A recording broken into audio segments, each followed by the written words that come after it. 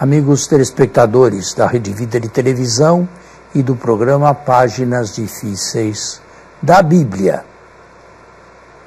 nós estamos aprofundando e bebendo um suco bastante caudoso, bastante nutriente dos Atos dos Apóstolos.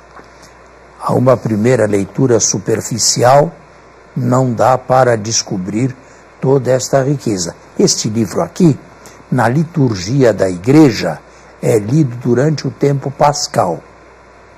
Durante todo o tempo pascal, se lê como primeira leitura algum texto, não tudo, algum texto dos Atos dos Apóstolos. Mas nós não estamos no tempo pascal. E então, continuamos a explicar a partir de onde nós terminamos. Bom dia, Padre. Bom dia a você que dominicalmente nos acompanha, que através da Rede Vida e do nosso programa, Páginas Difíceis da Bíblia, vale sempre lembrar, Padre, de vez em vez, que se ocasionalmente você não consegue acompanhar o nosso programa, às 7h30 da manhã do domingo, você pode ir a uma de nossas mídias, no YouTube, tanto da Rede Vida, como também no YouTube do Padre Saraiva, pois lá todos os nossos programas são de algum modo retransmitidos. Muito bem.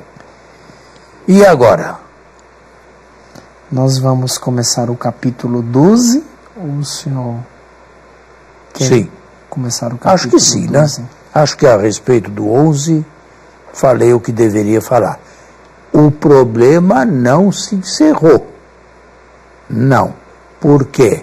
Porque as dificuldades em aceitar os não-judeus na seita de Jesus, na comunidade de Jesus, na igreja, ainda vai continuar por um certo tempo. Um tempo mais ou menos longo, até a segunda metade adiantada, até quase o final do século I, ou pelo menos da era apostólica. Padre, eu fico a pensar se a essa altura histórica dos acontecimentos, a comunidade cristã, por ser nova, por ser nascente, ela já tinha tanta credibilidade do ponto de vista, inclusive institucional, para exigir quem entra, quem não entra, para debater linhas, para ver os grupos, o pensamento de quem contra quem. Minha pergunta é mais simples. Gozava o cristianismo que acabara de nascer de tanta credibilidade institucional? Bom, ele foi se criando aos poucos, mas o crescimento foi rápido. Basta ver o crescimento da cristologia. Um aldeão, Jesus, um aldeão da Baixa Galileia, um fabricante de instrumentos agrícolas, no final do século ser chamado Deus, 50 anos depois. É muito terreno, se diz lá no Nordeste. Está vendo? Lê a carta aos Colossenses, escrita no final do século, uns 50, 60 anos depois. Aquele aldeão, se diz daquele aldeão, que nele habita a plenitude da divindade. Está vendo como o progresso foi? Agora, é claro, você tem que ver também a mão de Deus por detrás disso tudo, não é? Não só o olhar do ponto de vista sociológico, psicológico ou histórico, mas você tem que ver também a mão de Deus presente nesses inícios, sem fazer com que tudo fosse perfeito, deixando cada um com a sua liberdade, e você sabe perfeitamente que onde há homens, há misérias também. Isto não vale só para o presente, para o nosso presente, mas vale para todos os tempos. Onde há homens, há misérias. Mas a igreja cresceu, sim.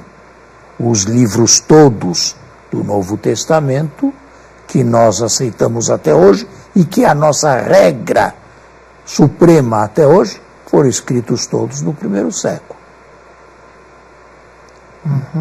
Certo?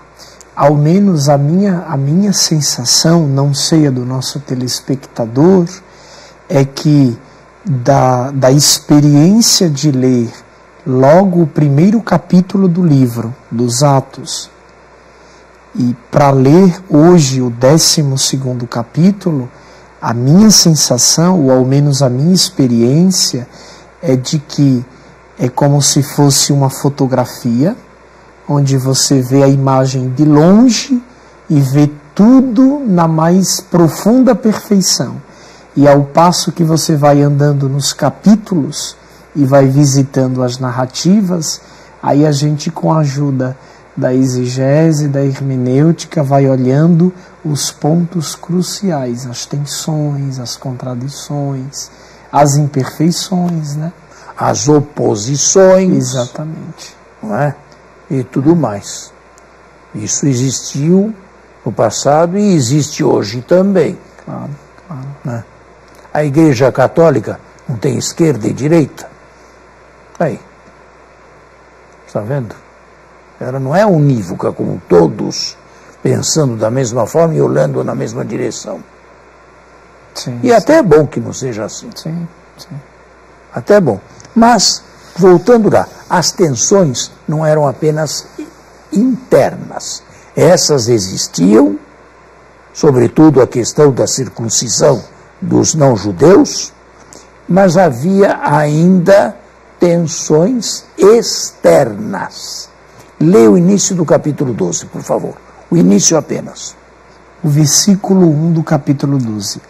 Nessa mesma ocasião, o rei Herodes começou a tomar medidas visando a maltratar alguns membros da igreja.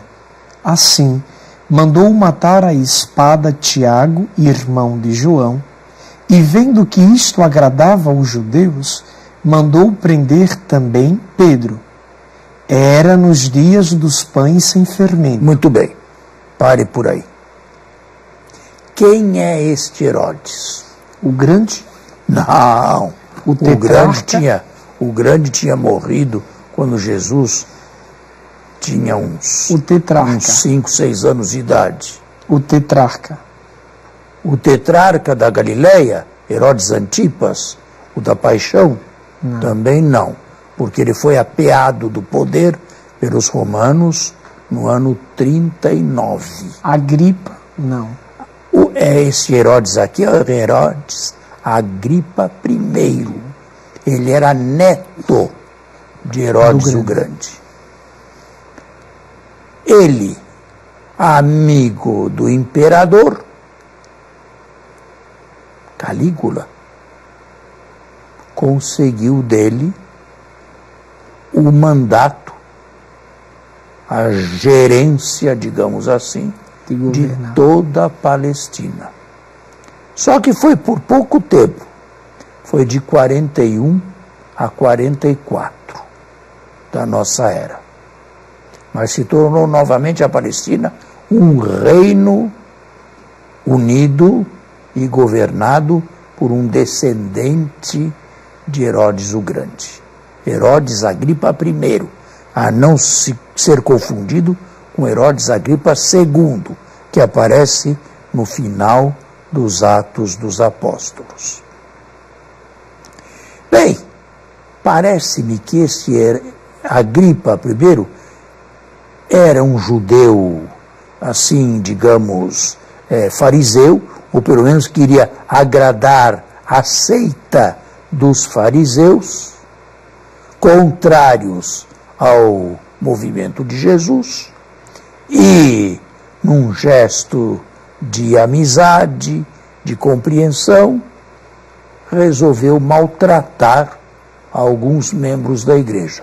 E o primeiro a receber a palma do martírio, Tiago. o primeiro dos 12, foi um dos primeiríssimos a ser escolhido por Jesus. Tiago, o irmão de João, filho de Zebedeu. O texto diz claramente que o matou à espada. É possível que tenha sido degolado. Certo? E esse foi o primeiro dos 12 que saiu deste mundo, que deixou este mundo através do martírio que sofreu. Vendo que a ala farisaica se agradava imensamente em prejudicar a igreja, mandou prender Pedro também. Reconhecidamente, o líder dessa comunidade que começava a agitar Jerusalém. Temos que fazer um intervalo e já voltamos.